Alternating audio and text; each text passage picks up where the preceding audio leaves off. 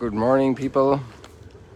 We've got some fishermen here, and I had a very disappointing realization a couple of minutes ago that the live stream I did this morning, starting with our volunteers, Majo and Miriam, is lost. At least that's what I can ascertain at the moment. And at this point, my battery is very low. And also time is short, so I'm heading back to my room, and I'm just shooting this as a little compensation if the other one is lost. So we have something on record for today, that the sun did rise. And our story today is very interesting because it's the contemplation of nature, of created reality, and so discovering the existence of the Creator. And you probably know somebody who's very good at music, and you play a piece for them, and they can tell you that's Beethoven, or that's Lady Gaga, or that's whoever, or somebody else who can tell you that's this wine or that wine. And sometimes with great precision, they know because they're familiar. And today we have the big question of the Book of Wisdom, is how come they didn't know God? And they could look at nature and see all his works of creation. You can hear this piece of music and you know it's Beethoven. You can see this painting and you say it's Van Gogh or Rembrandt. And how come they didn't recognize the Creator? And that's the one side of the question. And another side of the question for me is, well, how did the writer of the Book of Wisdom know? And he has been blessed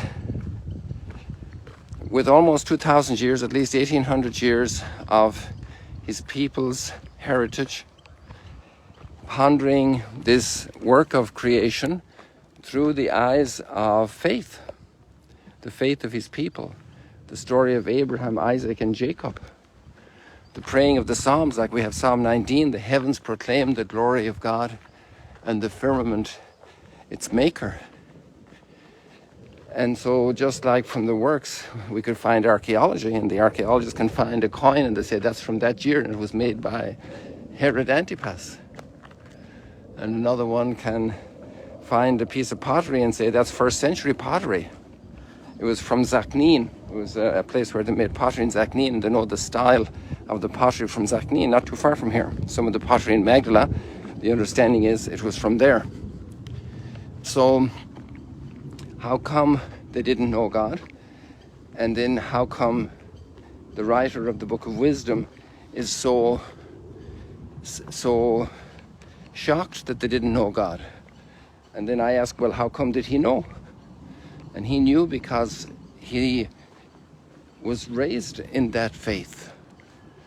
And he received that gift, that extraordinary gift.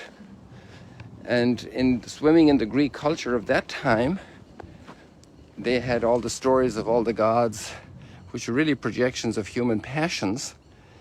And surely there was religious search in the heart, but then there was a whole lifestyle of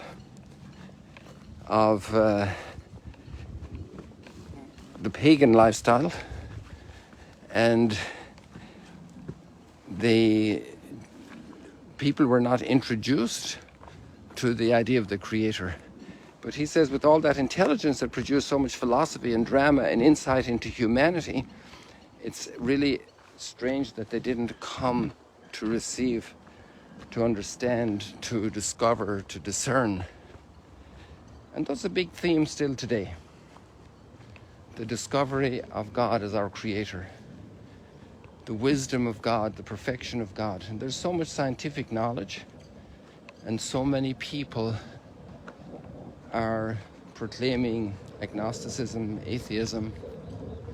And there's a very big challenge for all of us who believe in the Creator, in the majesty of the Creator revealed in his works. Because if a Beethoven piece of music couldn't happen by itself, and it wasn't done by mosquitoes or by tigers or donkeys. Then we discovered the proportions of the Creator from his work, the proportions of intelligence, of might, of majesty, of brilliance, of the intricate workings of nature. Just learned the other day that in Yosemite Park in the United States, they discovered the impact of having eradicated a certain type of wolf, and the whole interdependency of nature was badly affected with the loss of different species, or the major harm to species, and then they reintroduced these wolves and things have become recovered. That's fascinating. And so there's a clockwork, there's a genius in the work of creation that's amazing. So there's obviously extraordinary intelligence, brilliance, goodness, beauty behind all of creation. Behind every gift there's a giver. We need to pray today to find, first of all, the friendship and familiarity with God like the author of the Book of Wisdom had.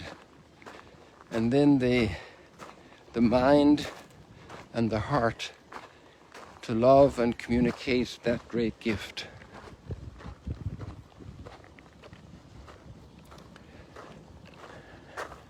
And to live in that familiarity and friendship so that our life can be a true reflection of our Creator. I might have gone over time. My battery must be very low, so let me say goodbye. God bless you. See you later, alligators. And this was round 2 this morning.